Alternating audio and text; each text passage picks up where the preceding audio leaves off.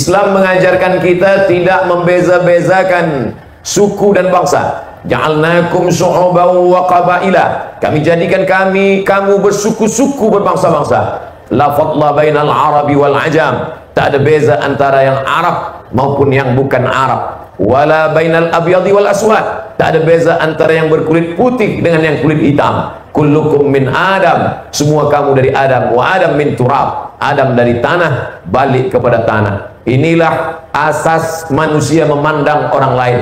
Maka Abu Jahal dan Abu Lahab tidak siap untuk duduk bersama Bilal bin Rabah, Miqdad bin Aswad yang berkulit hitam, budak miskin, susah, hamba sahaya. Mereka merasa angkuh dan sombong. Kami yang lebih mulia, kami yang lebih hebat, kami yang lebih tinggi, kami yang martabatnya dimuliakan. Maka datang Nabi Muhammad sallallahu alaihi wasallam mengajarkan dari Allah Subhanahu wa taala, inna akramakum indallah atqakum. Yang paling mulia di sisi Allah bukan yang Quraisy, yang paling mulia di sisi Allah bukan yang Arab, tapi yang paling mulia di sisi Allah adalah yang paling takut kepada Allah Subhanahu wa taala.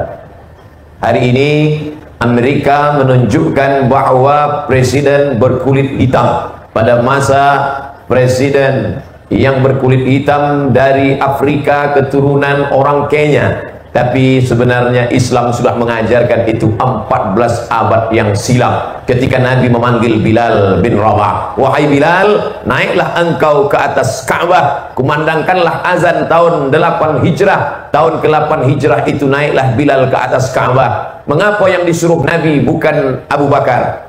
Kalaulah Abu Bakar yang diperintahkan Nabi karena dia Quraisy, mengapa bukan Utsman? Kalaulah Utsman yang disuruh Nabi mungkin karena dia kaya, mengapa bukan Sayyidina Ali? Kalau Ali yang diperintahkan Nabi mungkin karena dia menantu Nabi dan saudara sewali Nabi. Tapi yang diperintahkan adalah Bilal yang bukan Quraisy, yang tak ada hubungan nasab dengan Nabi, yang tak ada hubungan darah dengan Nabi. Allah ingin tunjukkan bahwa Bilal bin Rabah walaupun budak miskin hitam hamba sahaya, tapi dia jauh lebih mulia, karena manakala batu besar ditimpakan ke perut dan dadanya, dibuka kainnya, melekat kulitnya ke atas pasir yang panas, maka yang keluar dari mulutnya adalah Ahad. Ahad, Ahad, Esa, tunggal tak berbilang. Qul huwallahu ahad, Allahus samad, lam yalid walam yulad walam yakul lahu kufuwan ahad. Jadi bila hari ini ada orang bangga dengan kulitnya, ada orang sombong dengan kedudukannya, merasa lebih karena suku dan hartanya, maka bukan ajaran dari ajaran yang dibawa oleh baginda Nabi Muhammad sallallahu alaihi wasallam. Hari ini saya merasakan itu berada di tengah masyarakat Papar. Saya datang jauh dari Pulau Sumatera, dari Riau, Melayu, terbang ke Kuala Lumpur, sampai ke kota Kinabalu, dan petang tadi sampai ke Papar. Sudah bertamu ke rumah datuk dan datin. Hari ini bertatap muka dengan masyarakat Papar. Saya tak merasa asing, karena bumi yang saya pijak adalah bumi Allah, dan yang saya hadapi sekarang adalah hamba-hamba Allah. Kita sama-sama merantau ke atas dunia ini, karena Nabi mengatakan kun fid dunya ka'annaka gharib. Jadilah engkau di atas dunia ini seperti orang yang merantau, dan tempat asli kita bukanlah di sini. Kita semua akan kembali menghadap Allah Subhanahu wa taala. Orang yang berada di perantauan hanya tegak sejenak seperti mengambil naungan di bawah pokok kayu yang rindang. Matahari panas, tegak sekejap, menunggu matahari condong. Pada saat matahari condong tak lagi panas berlalu, dia pun akan pergi menuju tempat akhirnya. Maka semua yang mati menghadap Allah dikatakan inna lillah wa inna ilaihi raji'un, datang dari hadirat Allah dan akan kembali menghadap Allah Subhanahu wa ta'ala. Bapatah pepatah Melayu, membang jatuh kelapa pun jatuh. Kelapa muda ada yang jatuh, kelapa tua pun jatuh juga. Maka yang dibawa Nabi Muhammad sallallahu alaihi wasallam, yang tak mampu, tak sanggup diterima oleh Abu Jahal dan Abu Lahab adalah duduk sama rendah, tegak sama tinggi, duduk bersama dengan orang berkulit hitam, budak hamba sahaya. Pada saat itu mereka yang dari Quraisy, jangankan untuk duduk bersama, untuk wukuf bersama di padang Arafah pun orang Quraisy tidak mau. Ketika orang-orang biasa duduk di padang Arafah, mereka ingin duduk di tempat yang lain di Masy'aril Arab. Maka Allah membantah mereka. Apa kata Allah dalam Al-Quran? Summa afidhu min haitsu afadhan nas. Wahai orang-orang Arab Quraisy yang bangga, angkuh dan sombong, maka bertolaklah kamu dari padang Arafah sebagaimana suku yang lain bertolak. Oleh sebab itu kita di bumi Sabah ini terdiri dari berbagai macam suku, berbagai macam bangsa.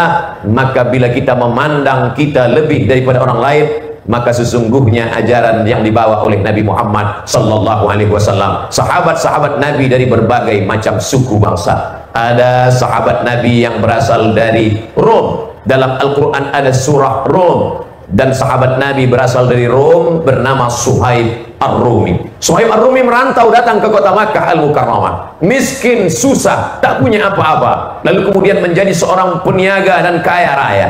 Ketika dia mendengar baginda Nabi Muhammad SAW akan pindah dari kota Makkah menuju Madinah, maka Suhaib ingin ikut hijrah. Lalu kemudian Suhaib ditahan oleh orang Makkah. Wahai Suhaib, kata orang Makkah, dulu engkau datang kemari tidak membawa apa-apa. Bila engkau ingin pindah mengikut Muhammad ke kota Madinah, maka pindahlah, tapi hanya membawa pakaian yang melekat di badan. Jangan bawa hartamu, jangan bawa apa yang kau punya. Saat itu Suhaib hanya pilihan dua, antara ikut pindah bersama Nabi Muhammad SAW atau duduk bersama masyarakat jahiliyah. Maka saat itu apa yang dilakukan Suhaib? Suhaib ikut pindah, meninggalkan harta bendanya. Semua orang Makkah mengatakan Suhaib rugi, Suhaib rugi, Suhaib susah, Suhaib miskin. Tapi manakala berita itu sampai ke telinga Nabi Muhammad sallallahu alaihi wasallam, apa kata Nabi? 3 kali Nabi mengulang, Rabiha Suhaib, Rabiha Suhaib, Rabiha Suhaib. Beruntung Suhaib, menang Suhaib, sukses Suhaib. Kerana Allah tidak memandang sukunya. Dia bukan orang Arab Quraisy, dia datang merantau dari Rom, tinggal di kota Makkah. Yang dipandang Allah adalah hatinya yang tulus ikhlas, meninggalkan harta bendanya demi untuk ikut hijrah bersama Nabi Muhammad sallallahu alaihi wasallam. Sahabat yang pertama Bilal, juga bukan orang Arab. Bilal berasal dari Nubia. Bila kita pandang map yang ada di Afrika Utara, Kaherah Mesir di atas, Sudan di bawah, sempadan antara Mesir dengan Sudan, ada satu kampung bernama Nubia. Nubia inilah kampung halaman dari Bilal, budak berkulit hitam, miskin, susah, tiada punya harta benda, tapi kemudian Nabi memuliakannya. Ada sahabat Nabi dari Afrika, Bilal bin Rabah. Ada sahabat Nabi dari Persia bernama Salman Al-Farisi. Salman tinggal di Persia, Farisi, Persia, Iran sekarang, menyembah api. Lalu kemudian Salman memandang api. Lama dia berpikir, tak mungkin api ini menghidupkan aku, tak mungkin api ini yang memberikan nyawa, tak mungkin api ini yang membuat aku hidup. Maka kemudian dia pindah ke Damaskus, Suriah. Di Suriah dia pindah ke agama yang baru. Tapi lalu kemudian dia berpikir lagi, sampai akhirnya dia mendengar ada seorang nabi yang diutus Allah di Jazirah Arab. Datanglah dia ke kota Makkah dan Madinah dan bersyahadat. Salman inilah yang memiliki idea pada masa perang Khandaq. Khandaq berarti parit besar, karena pada saat itu ada pasukan yang datang dari kota Makkah Al-Mukarramah akan masuk ke kota Al-Madinah Al-Munawwarah. Salman bertanya, wahai baginda, wahai Rasulullah, adakah wahyu turun? Bagaimana strategi untuk menghadapi kafir Quraisy? Kata Nabi, tak ada wahyu turun. Kami di Persia bila melawan musuh supaya dia tak dapat masuk menyerang kampung halaman kami, maka kami menggali parit yang sangat besar dan panjang. Maka parit itu pun digali. Kita mengenal perang itu dengan perang Khandaq. Sampai hari ini kita dibawa saat umrah berziarah ke Masjid 7. Disebut dengan Masjid 7 karena ada 7 pos tempat penggalian parit yang panjang. Disebut juga dengan perang Ahzab karena pada saat itu ada beberapa komuniti, kelompok yang menyerang Nabi SAW. Ada Yahudi, ada kafir Quraisy, ada orang munafik, ada orang kafir. Lalu kemudian Ahzab terdiri dari beberapa kelompok-kelompok. Disebut dia dengan perang Khandaq karena ada parit. Disebut dengan perang Ahzab karena terdiri dari beberapa kelompok. Disebut pula dia dengan perang yang disebutkan dalam Al-Quran, yang disebutkan pula sebagai persatuan orang-orang munafik menyerang Nabi Muhammad sallallahu alaihi wasallam. Tapi yang memiliki idea itu adalah Salman Al-Farisi, berasal dari Persia. Ada sahabat Nabi dari Nubia, Bilal bin Rabah. Ada sahabat Nabi dari Rom, Romawi, dia adalah Suhaib Ar-Rumi. Ada sahabat Nabi yang berasal dari Faris, Persia, Salman Al-Farisi. Tapi sahabat Nabi juga ada yang berasal dari Mesir, yang kemudian melahirkan anak perempuan, bernama perempuan itu Maria Al-Qibtiyah, dan melahirkan anak laki-laki, meninggal umur 18 bulan. Anak laki-laki itu bernama Ibrahim, dimakamkan di pemakaman Baqi di kota Al-Madinah Al-Munawwarah. Apa maknanya? Sahabat Nabi terdiri dari berbagai macam suku dan bangsa. Kerana tajuk kita malam ini adalah perpaduan ummah dari berbagai suku dan agama. 30 menit saya bahaskan tentang beberapa suku. Selepas ini saya akan bahaskan beberapa agama. Setelah itu akan menjawab beberapa pertanyaan. 30 menit ini kita khaskan mengkaji tentang suku-suku yang ada pada zaman Nabi Muhammad sallallahu alaihi wasallam. Suku Rom ada, suku Persia ada, bangsa Romawi ada, bangsa Nubia ada pula seorang laki-laki bernama Husain. Husain diganti Nabi namanya menjadi Abdullah. Nama ayahnya Salam, Abdullah bin Salam. Orang Yahudi, kerana di Madinah ada 4 Yahudi yang besar. Yahudi Bani Nadir, Yahudi Bani Quraizah, Yahudi Bani Qainuqa, Yahudi Khaybar. Lalu kemudian Yahudi ini bersama memusuhi Nabi Muhammad sallallahu alaihi wasallam. Tapi ada satu daripada anak-anak Yahudi ini, dan mereka merupakan tokoh masyarakat, orang yang diagungkan dan dimuliakan, bernama Husain. Dia pandang Nabi dari jauh, dari balik-balik celah pokok kurma, dia tengok wajah Nabi Muhammad sallallahu alaihi wasallam. Lalu kemudian dia memandang cahaya kenabian, dan dia datang untuk mengucapkan syahadat, asyhadu an la ilaha illallah wa asyhadu anna Muhammadar Rasulullah. Maka dia pun masuk ke dalam agama Islam. Datang orang berbondong-bondong bertanya kepada Abdullah bin Salam, wahai Abdullah bin Salam, ya, dulu engkau Yahudi tidak Islam, betul? Apakah engkau percaya Muhammad itu Rasulullah? Apa kata Abdullah bin Salam? Aku lebih yakin Muhammad itu Rasul utusan Allah, 100% aku lebih yakin bahwa dia utusan Allah daripada anak yang di rumahku itu adalah anak kandungku. Mengapa demikian? Kerana bukti yang aku perhatikan pada dirinya seperti yang ada dalam kitab suci yang aku baca. Sedangkan anakku di rumah, aku belum tentu yakin bahwa, maaf, istriku tidak melakukan perbuatan lain yang dilarang oleh Allah subhanahu wa ta'ala. Inilah yang dikatakan Allah dalam Al-Quran, alladzina atainahumul kitab, orang-orang yang membaca Taurat dan Injil, ya'rifunahu kama ya'rifuna abna'ahum, mereka mengenal Muhammad sallallahu alaihi wasallam sebagaimana mereka mengenal anak-anak kandung mereka sendiri. Oleh sebab itu maka berbagai macam suku bangsa hari ini tidak terkendala, terhalang untuk bersyahadat asyhadu an la ilaha illallah wa asyhadu anna Muhammadar Rasulullah. Jadi kalau ada orang mengatakan agama Islam hanya untuk agama Arab saja, tidak sama seperti agama Yahudi. Yahudi diutus Allah Nabi Isa hanya untuk Bani Israel, diutus Allah Nabi Musa hanya untuk Bani Israel. Sedangkan untuk semesta alam, wa ma arsalnaka illa kaffatan linnas, kami utus engkau ya Muhammad melainkan untuk semesta alam, baik yang Arab maupun yang bukan Arab, baik orang Asia maupun orang Amerika, baik Afrika maupun Europe, semuanya bersyahadat menyatakan asyhadu an la ilaha illallah wa asyhadu anna Muhammadar Rasulullah. Hari ini kita berkumpul dari berbagai macam suku bangsa, maka ini tidak menghalangi kita tidak merasa diri kita lebih mulia, tidak merasa diri kita lebih hebat, kerana dalam pandangan Allah, innallaha la yanzuru ila ajsamikum, Allah tak menengok badan kamu, wala ila suwarikum, Allah tak memandang rupa kamu, walakin yanzuru ila qulubikum, yang dilihat Allah adalah hati kamu, wa a'malikum, dan amal kamu. Yang dipandang Allah hati. Maka Nabi 3 kali mengatakan at-taqwa hahuna, at-taqwa hahuna, at-taqwa hahuna. Takwa itu letaknya di sini, letaknya di hati, letaknya di qalbu. Di hati itu juga tempatnya berbagai macam penyakit. Fi qulubihim maradun, dalam hati mereka ada penyakit, fazadahumullahu marada, Allah tambah penyakit itu. Tapi iman dan takwa juga letaknya di hati. Allah memandang zahir dan batin. Yang dipandang Allah zahir bukan rupa, yang dipandang Allah zahir adalah amalnya. Itu yang tadi kami sempat bicarakan dengan Datuk Aidi, bahwa dulu ini adalah sempat disebut orang sebagai sleeping town, negeri yang tertidur, tapi kemudian ketika beramal bangkit. maka bangkitnya orang untuk beramal itu, beramal tangannya, beramal kakinya, ada action dari tubuhnya. Tapi sebenarnya amal badan ini berawal dari amal segumpal di dalam diri. Ala fil jasadi mudghah, ketahuilah dalam badan itu ada segumpal, ada segenggam, ada sekepal. Idza salahat salahal jasadu kulluh, kalau dia baik maka yang lain ikut menjadi baik. Wa idza fasadat, kalau dia rosak maka yang lain ikut menjadi rosak. Ala wahyal qalb, yang di dalam hati, yang di dalam jantung, yang di dalam sanubari, itulah yang membangkitkan kita pada malam hari ini.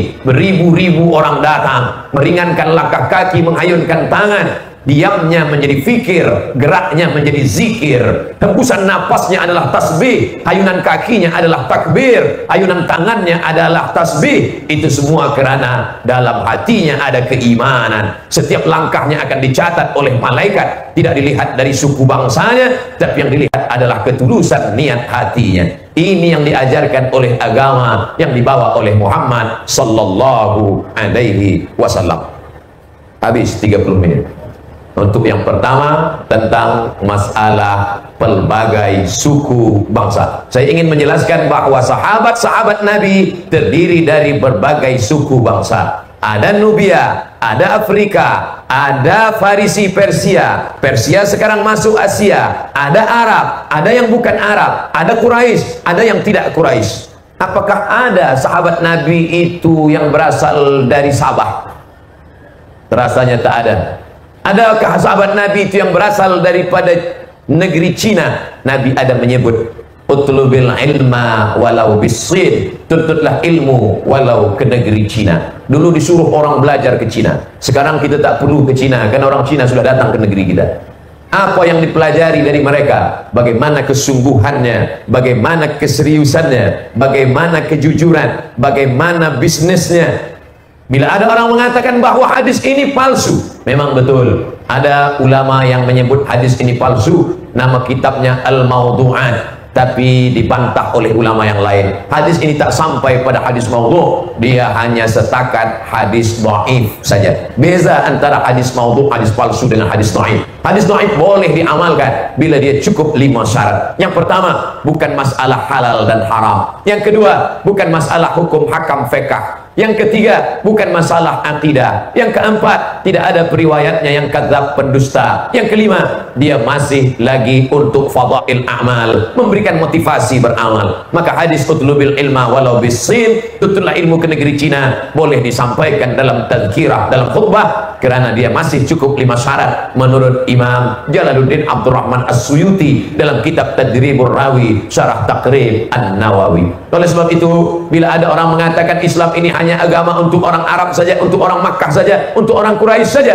maka dibantah dalam sejarah Nabi Muhammad sallallahu alaihi wasallam. Bahkan kitab-kitab hadis itu tidak ditulis oleh orang Arab. Kita membaca hari ini kitab Sahih Al-Bukhari. Tadi manakala saya salat di rumah Datuk, saya lihat di sebelah kanan ada kitab Sahih Al-Bukhari.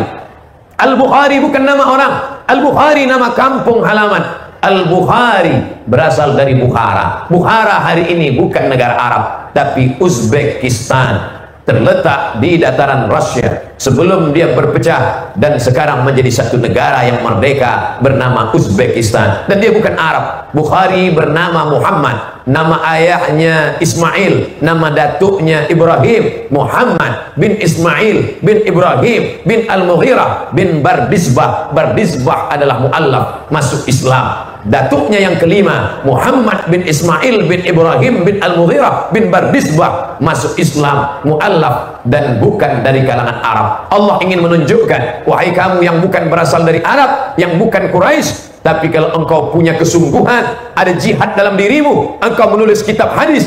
Hari ini di seluruh dunia kitab hadis dibaca. Apa yang kau baca? Sahih Al-Bukhari, Sahih Al-Bukhari, riwayat Imam Al-Bukhari dalam kitab Al-Jami' As-Sahih Al-Musnad Al-Mukhtasar min umuri Rasulillah sallallahu alaihi wasallam wa sunanihi wa ayyamih.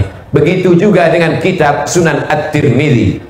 Dan At-Tirmidzi ditulis oleh Imam Abu Isa Ibnu Saurah At-Tirmidzi. Tirmidzi sebuah kampung yang terletak antara Uzbekistan dengan Afghanistan. Afghanistan, Uzbekistan, ada kampung kecil bernama Termez. Bukhara, orang yang dari Bukhara disebut Al-Bukhari. Termez, orang berasal dari Termez disebut dengan At-Tirmidzi, juga bukan berasal dari kalangan Arab, baik Quraisy maupun yang bukan Quraisy. Hari ini Allah menunjukkan ke atas muka dunia, engkau akan mulia bukan dipandang dari suku dan bangsa, tidak dilihat engkau berasal dari benua mana, dan bukan pula dilihat dari negara mana, tapi yang dipandang adalah ketulusan niat, keikhlasan hati, dan saat engkau berucap asyhadu an la ilaha illallah wa asyhadu anna muhammadan rasulullah. Ini yang pertama, tentang perpaduan umat dari berbagai macam suku bangsa. Yang kedua, kita akan bahaskan tentang perpaduan umat yang terdiri dari beberapa agama.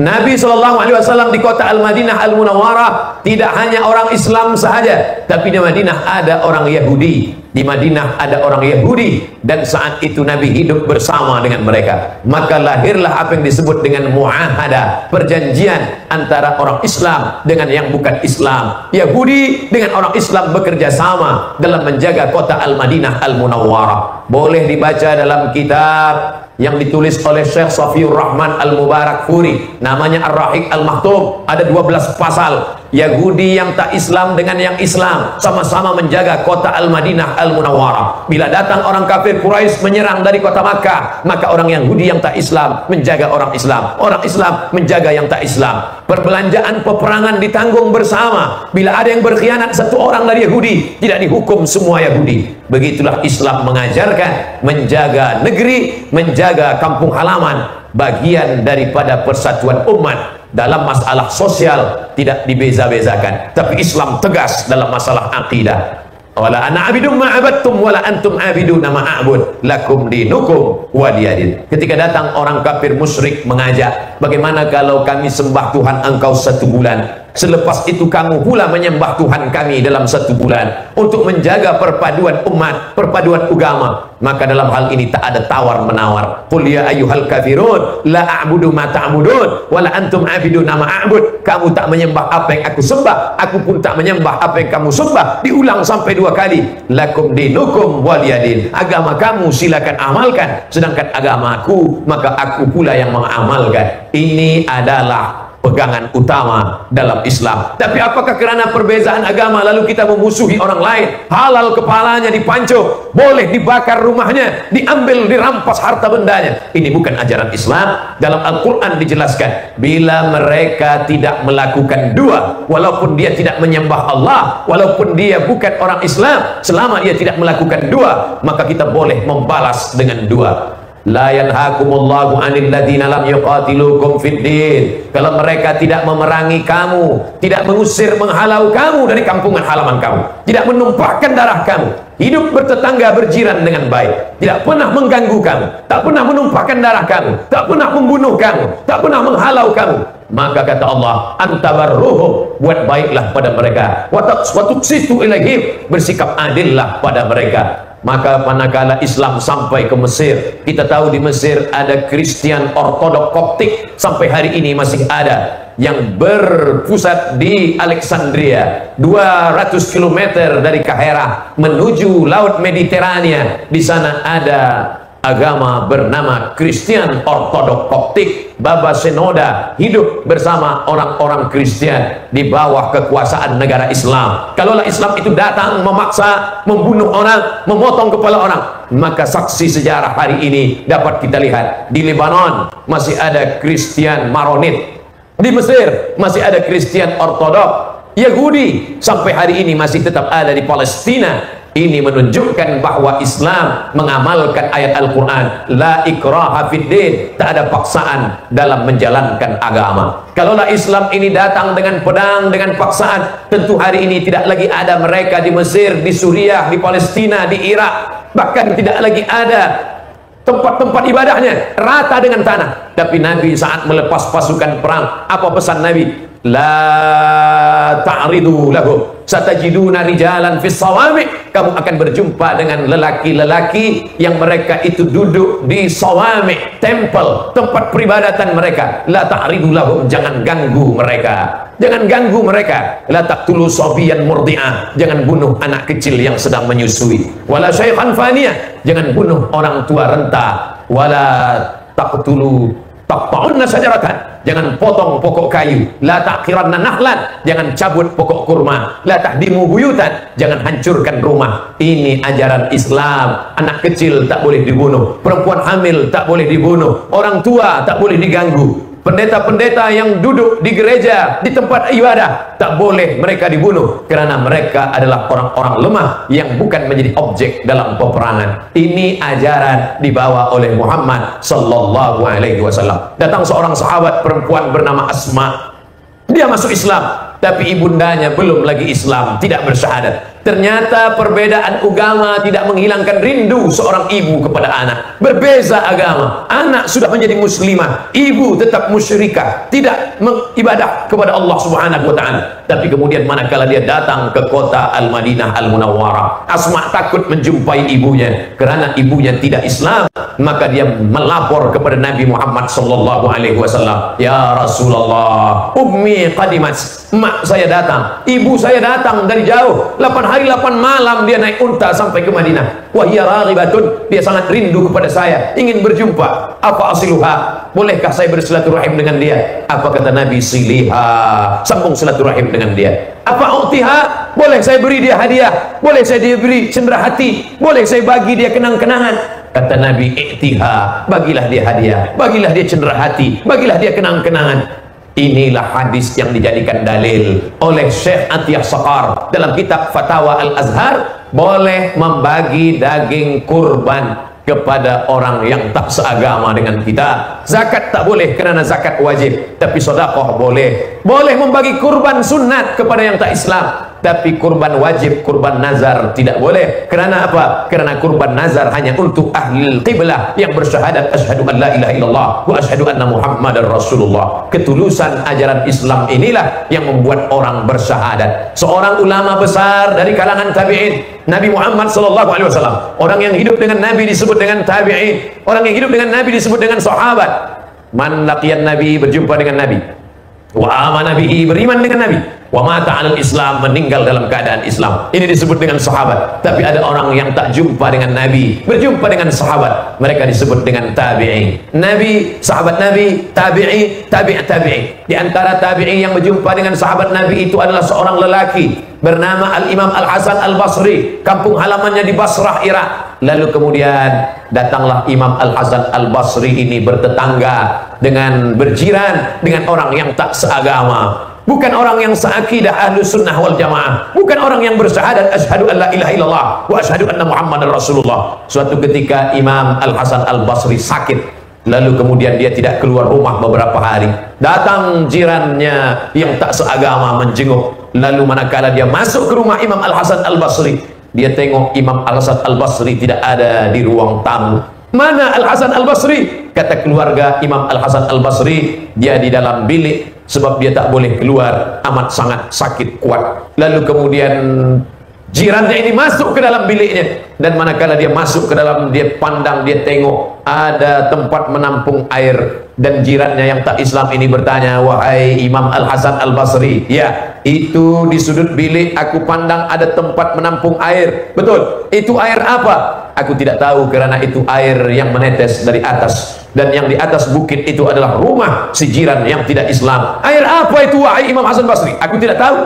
Kata jirannya, "Itu adalah air dari rumahku, dan itu adalah air najis." Lalu kemudian jirannya bertanya, "Berapa lama engkau menahankan menampung air najis ini?" Imam Al-Hasan Al-Basri menjawab, "Ishruna sanah, 20 tahun lamanya aku menahankan menampung air najis ini." Agama apa yang mengajarkan engkau berlapang dada? Agama apa yang mengajarkan engkau lembut seperti ini? Wahai Imam Al-Hasan Al-Basri, saksikanlah, asyhadu an la ilaha illallah wa asyhadu anna muhammadan rasulullah. Jiran Imam Al-Hasan Al-Basri masuk Islam bukan karena dia datang mendakwahkan agamanya, bukan karena dia datang membawa pedang memaksakan akidahnya, tapi kerana kelembutan akhlakul karimahnya. Betul kata Nabi SAW, "Innama bu'ithtu liutammima makarimal akhlak." Aku datang diutus Allah untuk menyempurnakan ketulusan, kebersihan, kesucian, kemurnian akhlak. Karena akhlak itulah orang banyak tertarik untuk masuk ke dalam agama Islam. Karena kelembutan hati disentuh dengan hati, yang mulut hanya sampai ke mulut saja, hanya sampai ke telinga saja, tapi yang datang dari hati akan sampai pula adalah ke hati. Manakala hati itu disentuh dengan akhlak, terbuka pintu hidayah. Mereka mengucapkan asyhadu an la ilaha illallah wa asyhadu anna muhammadan rasulullah. Saya yakin dan percaya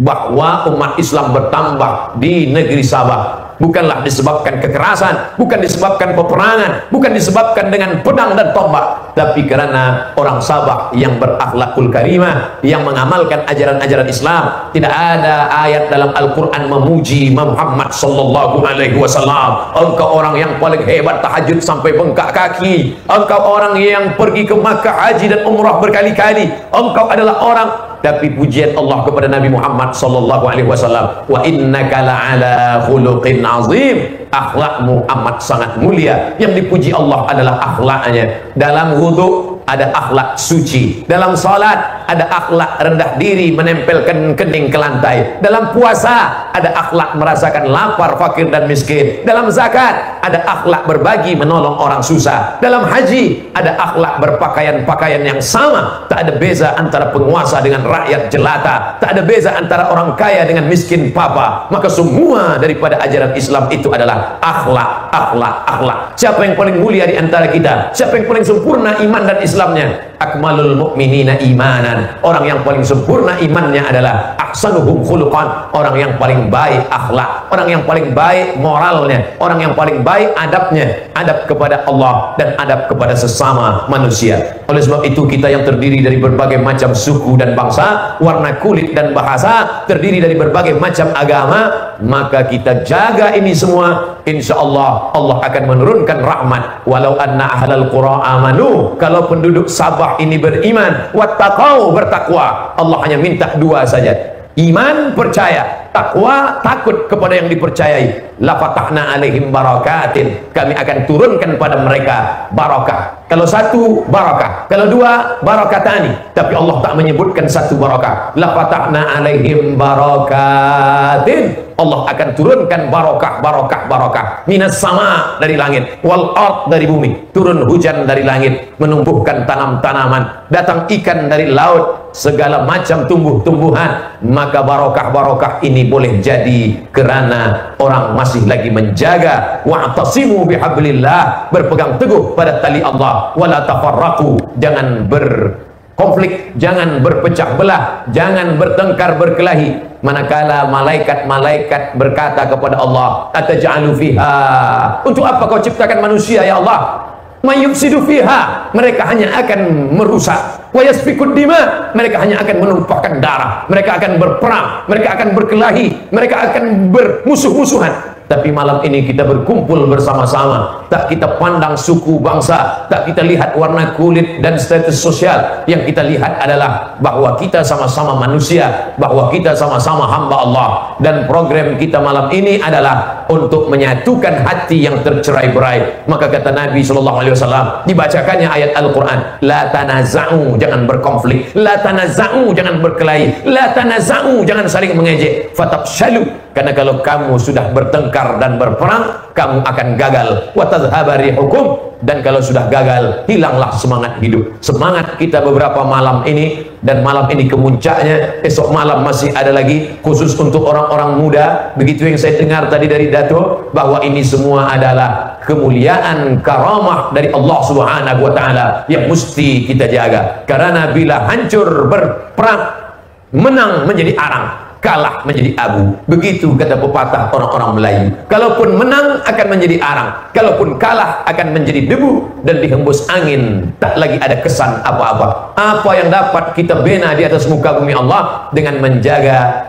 keberagaman kita dijaga. Maka dengan menjaga inilah menjadi hamba-hamba Allah yang dengan berbagai macam asal muasal suku, bangsa dan agama. Maka bila dia jaga ini, maka seperti yang dilakukan oleh Nabi Muhammad SAW di kota Al-Madinah Al-Munawwarah. Nabi juga berkirim surat kepada Raja Rom yang bernama Heraklius, Hirqal, padahal Hirqal tidak Islam. Apa kata surat Nabi kepada Hirqal? Salamun ala manittaba'al huda, keselamatan bagi orang yang mengikuti hidayah. Aslim taslam, masuk Islam engkau wahai Hirqal, taslam, maka engkau akan selamat dunia akhirat. Wa illa fa'alaika dzambul arisiyin, bila engkau tidak mengikuti ini, maka semua dosa orang Europe engkau yang akan menanggungnya. Apakah Nabi mengirimnya dengan pedang pasukan menghabisi Hirqal? Tidak. Nabi hanya menyampaikan pesan bahwa dia seorang yang mengajak ke jalan Allah. Ud'u ila sabili rabbik, ajak orang ke jalan Allah bil hikmah, dengan kata-kata yang santun, wal mau'izatil hasanah, dengan contoh suri tauladan yang baik. Andai pun orang ingin berdebat, maka tetap boleh berdebat. Wajadilhum billati hiya ahsan, debatlah dengan cara yang baik. Ayat ini ditutup Allah. Apa kata Allah?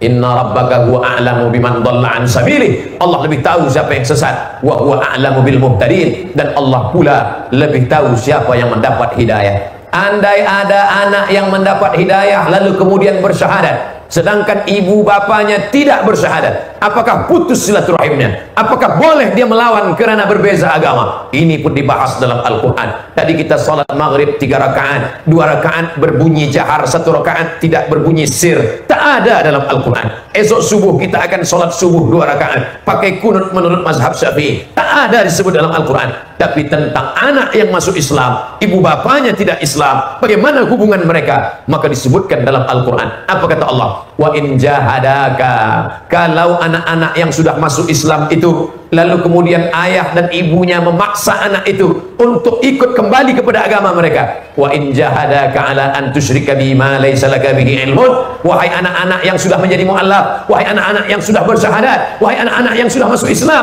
jika ibu bapamu yang belum Islam itu mengajak engkau kepada agama mereka, fala tuti'huma, maka engkau jangan patuh, jangan ikut, jangan turut. Tapi untuk melawan bolehkah? Ayat itu belum lagi habis. Apa kata Allah di ujung ayat? Wasahibhuma fid dunya ma'rufa. Wasahibhuma, tetaplah engkau berbakti pada mereka. Ma'rufa, ma'rufa diambil dari kata urf.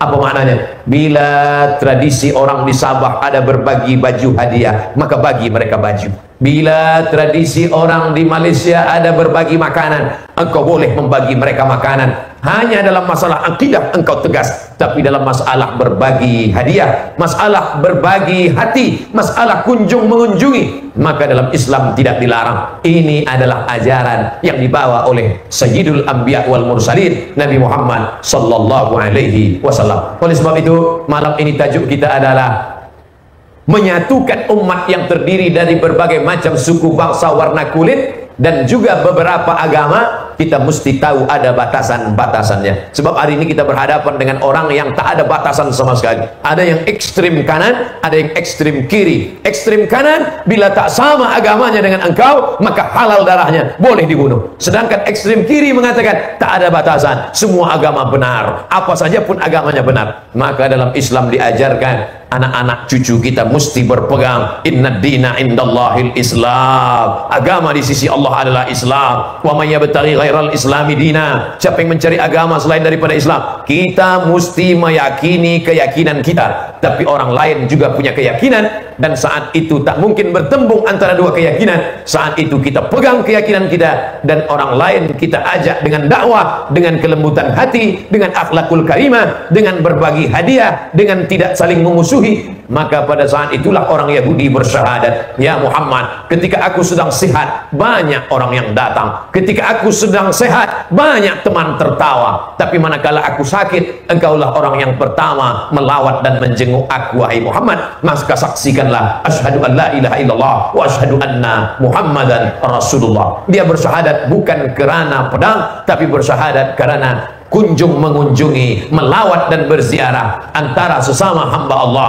antara sesama manusia yang dipandang adalah kullukum min Adam, semuanya keturunan daripada Nabi Adam alaihi salam. Dan Adam pula diciptakan dari tanah. Kullukum min Adam wa Adam min turab, Adam dari tanah, dan kita pun semua akan kembali menjadi tanah. Kalau kita bisa boleh menjaga persatuan ini, barulah kita dapat membangun negeri, dan setelah itu barulah kita selamat dari berbagai macam musuh yang datang ingin mengacaukan umat dan bangsa, merosak persatuan dan kesatuan. Maka ajaran Islam yang utama, banyak umat mengaku Islam, tapi peribadatan, perilaku, perbuatannya bukanlah yang diajarkan oleh Nabi Muhammad sallallahu alaihi wasallam. Maka tajuk ini diberikan kepada saya malam ini untuk disampaikan kepada masyarakat, untuk disampaikan kepada muslimin muslimat, agar kita kembali kepada ajaran agama Islam. Bukan menilai umat Islam dari perbuatannya, bukan menilai Islam dari tingkah laku perbuatan orang Islam, tapi memandang ajaran Islam kembali kepada tuntunan Al-Quran dan sunnah Rasulullah sallallahu alaihi wasallam. Saya awali pukul 8 dan sekarang sudah pukul 9. Masya Allah, tabarakallah,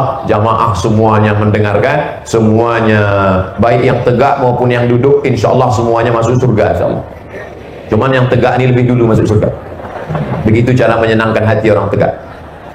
Saya senang berada di hadapan muslimin muslimat, hadirin hadirat. Mudah-mudahan pertemuan kita malam ini pertemuan yang mendatangkan rahmat, dan pulang kita dari majelis ini dibersihkan dari segala macam silap, salah dan dosa, insyaallah. Amin ya rabbal alamin. Ada beberapa soalan saya akan jawab insyaallah, yang boleh saya jawab. Yang tak boleh saya jawab saya akan bawa balik ke Riau, Sumatera, Indonesia, dan nanti akan diupload di channel Ustaz Abdul Somad Official. Jangan lupa subscribe, like and share.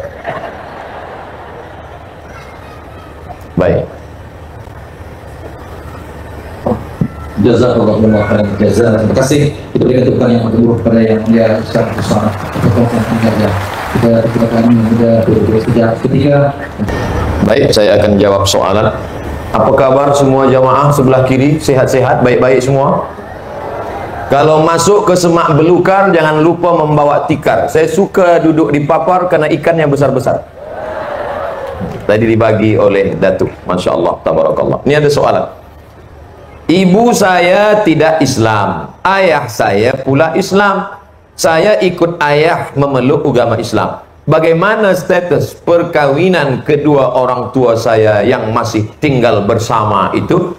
Maka dalam Islam saya tak tahu ini agama ibu ni Kristiankah atau lain daripada agama Kristian. Maka beza antara Kristian atau yang bukan. Adapun ahlul kitab yang disebut dengan Kristian atau Yahudi, maka dalam Al-Quran disebutkan al-yauma uhilla lakumut thayyibat, hari ini dihalalkan bagi kamu yang baik-baik, wa ta'amul ladzina utul kitaba hillul lakum, makanan mereka halal bagi kamu, wa ta'amukum hillul lahum, makanan kamu halal bagi mereka. Sembelihan ahli kitab, sembelihan Yahudi dan Nasrani halal bagi orang Islam. Wal muhsanatu minan nisa. Ini dia. Bila ibumu itu Yahudi atau Nasrani, bila ibumu itu ahli kitab Yahudi atau Nasrani, maka pernikahannya ini tetap boleh berterusan. Tapi menurut mazhab Hanafi, Maliki dan Hambali. Adapun menurut mazhab Syafi'i tidak. Oleh sebab itu maka kita pandang, kita tengok di Amerika, di Europe, ada orang Islam, istri dia Yahudi, ada orang Islam, istri dia Nasrani, karena dia berpegang pada mazhab Hanafi, Maliki dan Hambali. Adapun kita yang di Asia Tenggara, di Nusantara, yang majoritinya bermazhab Syafi'i, maka perbuatan ini tidak dibenarkan. Tapi dalam masalah fiqh, bila salah satu mazhab masih membenarkan, kita pilih yang paling ringan mudaratnya. Selama masih ada dalam 4 mazhab, kita anggap ini dalam keadaan darurat. Jadi tetaplah ajak silaturahim ibu yang belum Islam ini, tetap berikan dia pemahaman yang benar, tetap doakan tiap malam solat tahajud hajat, mudah-mudahan dia diberi hidayah. Maka selamatlah pernikahan mereka selama mereka tetap menjaga. Tapi bila dia bukan ahli kitab, bukan Yahudi dan Nasrani, maka dalam Islam diajarkan la tankihul musyrikati hatta yu'min, jangan kamu nikahi musyrik sampai mereka beriman. Wala amatum mu'minatun, seorang budak sahaya yang beriman khairun, lebih baik min musyrikatin, daripada seorang musyrik walau a'jabatkum, walaupun mereka mengagumkan bagi kamu. Itulah jawaban tentang masalah perbezaan pernikahan antara lelaki muslim dengan perempuan yang ahli kitab Yahudi dan Nasrani, atau lelaki muslim dengan perempuan yang musyrik. Wallahu a'lam bishawab. Saya bukan Islam. Setiap kali perayaan Christmas saya diundang hadir ke rumahnya. Jiran saya bukan Islam. Setiap kali perayaan Christmas saya diundang hadir ke rumahnya. Apakah ianya tidak menjejaskan akidah saya karena meraihkan perayaan tersebut? Christmas adalah ritual. Kita datang ke rumah orang membawa makanan, tapi bukan masalah ritual, bukan ibadah, maka masuk dalam masalah hubungan silaturahim. Dalam Islam berbeza agama tidak menghalangi orang untuk silaturahim. Hadis tentang Asma yang tetap menyambung silaturahim dengan ibunya. Tapi manakala dia sudah masuk dalam ritual, dalam ibadah, maka dalam Islam tegas, bukan keras, tegas. Wala ana abidum ma'abattum wala antum abiduna ma'abud lakum dinukum waliyadin. Sama tentang masalah makanan. Apakah dalam masalah makanan yang jelas-jelas haram, lalu kemudian karena ingin kedekatan lalu kita katakan, oh sebab kita dah lama dekat, ini agak-agak haram, makruh saja? Tidak, sekali haram tetap haram. Dan keluarga kita pun mesti paham dan mengerti bahwa ini masalah ibadah, bahwa ini masalah ritual, bahwa ini masalah hukum. Dan mereka paham, kita pun juga paham. Saling memahami, inilah yang membuat kita boleh bersama. Bila kita tidak saling memahami, na'udzubillah. Apa itu tarekat? Tarekat artinya cara.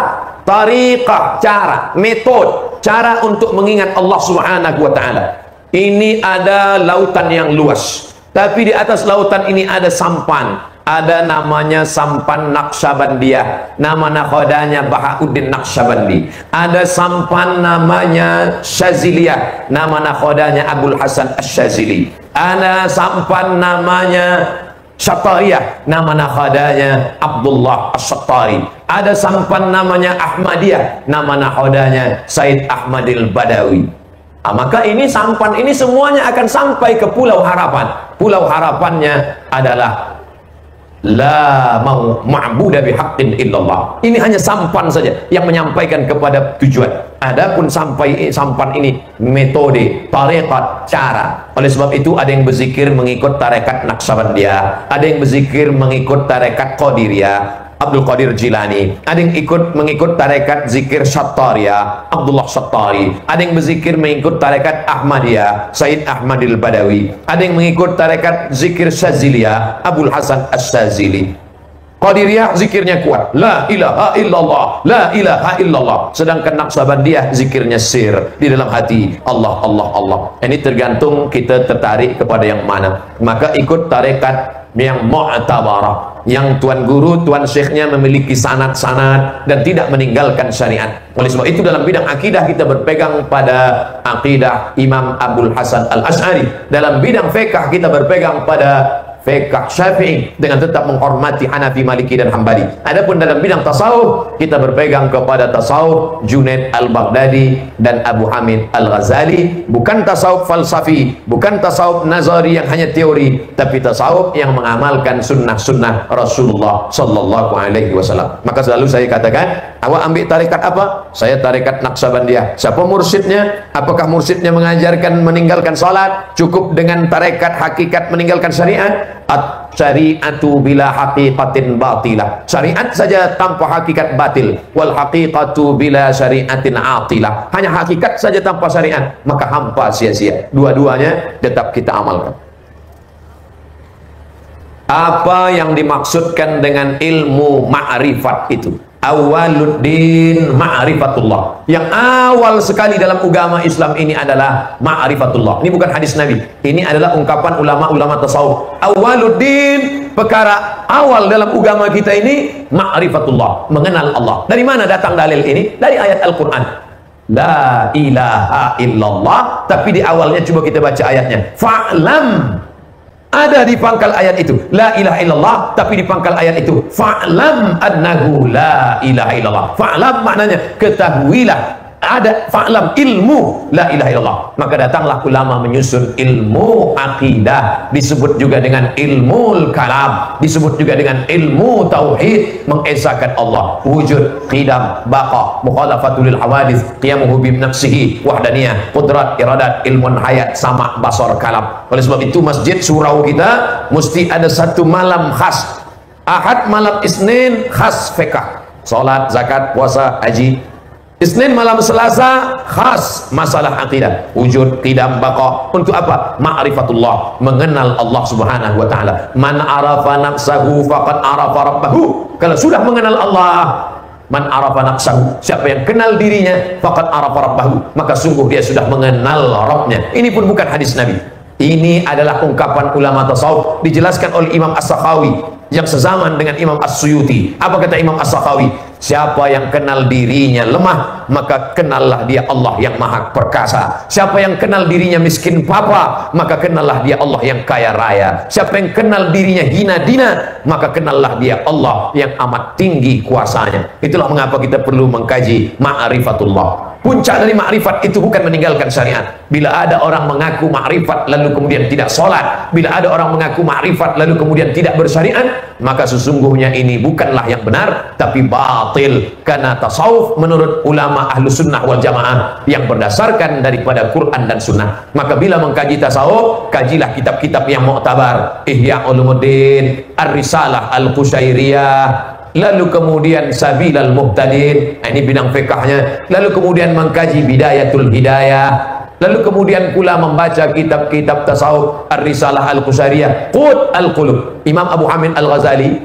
dalam bukunya Al-Munqidh Minad Dhalal, Munqidh penyelamat Minad Dhalal dari kesesatan, Imam Al-Ghazali pernah mendalami falsafah, maka dia tulis kitab Tahafud Al-Falasifah, keruntuhan kehancuran falsafah. Imam Al-Ghazali pernah masuk ke dalam Syiah, lalu kemudian dia gali, dia kaji isinya, dia tulis kitab Fadaih Al-Batiniyah, kerosakan-kerosakan akidah dalam Syiah Batiniyah. Imam Al-Ghazali akhirnya menemukan kebenaran dalam tasawuf, maka dia sebut dalam kitab Al-Munqidh Minad Dhalal, aku menemukan kebenaran ketika aku baca kitab-kitab ulama tasawuf. Di antara kitab yang dibaca oleh Imam Al-Ghazali adalah kitab Qut Al-Qulub. Qut makanan, qulub hati. Makanan kita nasi, makanan kita roti, tapi hati perlu makanan. Apa itu makanan hati? Qut Al-Qulub, zikir, ibadah, baca Quran, mendekatkan diri kepada Allah, muraqabah, tawakal, ridha, qanaah. Sampai pada puncaknya Al-Ghazali merasakan ma'rifah. 11 tahun lamanya berkeliling mencari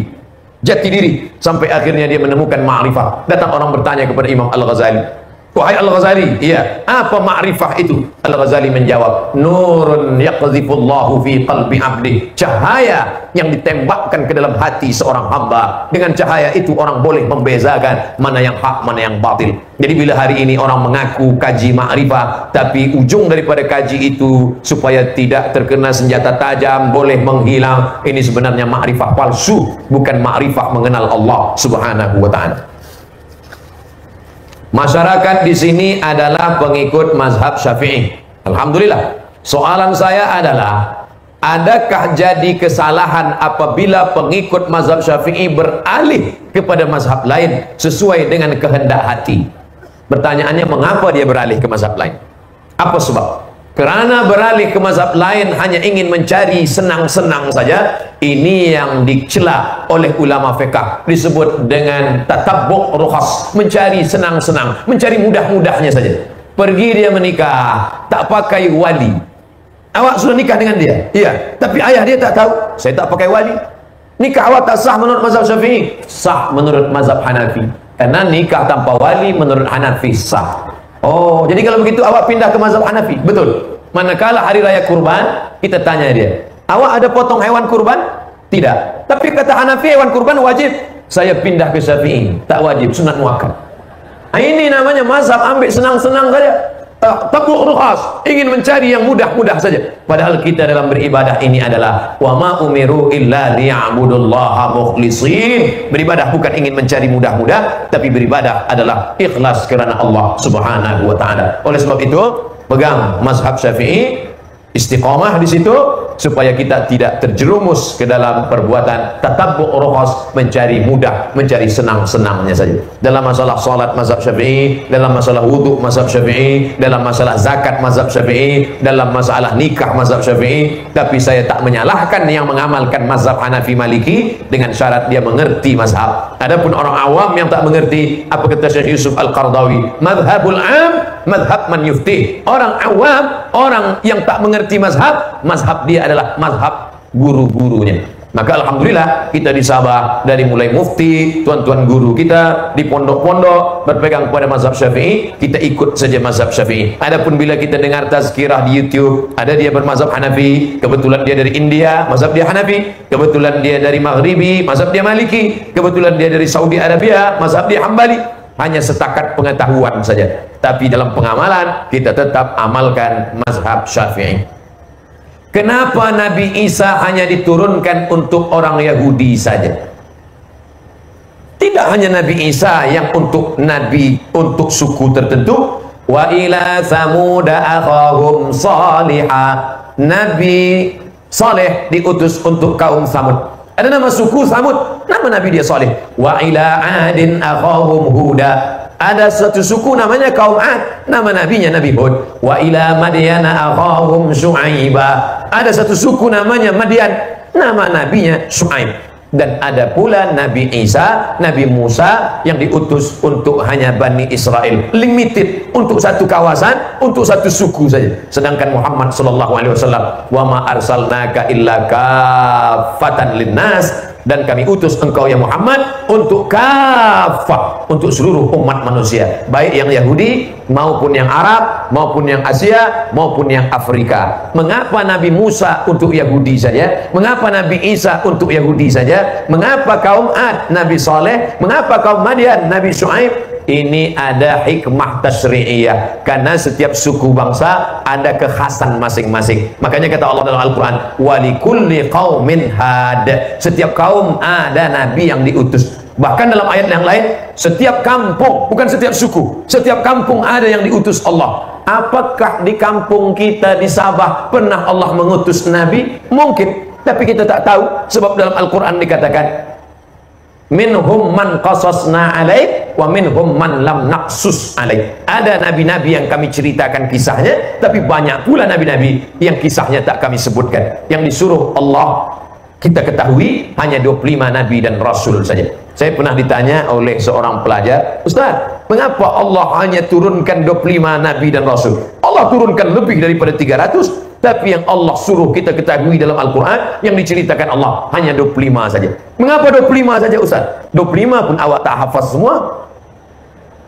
Jadi kadang kita ini seperti Bani Israel juga, lebih banyak bertanya, yang akhirnya pertanyaan kita itu bukan menambah amal, tapi menambah beban. Alhamdulillah malam ini pertanyaan-pertanyaannya membangkitkan semangat akidah, pertanyaan menambah amal, pertanyaan yang menambah takwa, pertanyaan yang menambah iman kepada Allah Subhanahu wa ta'ala.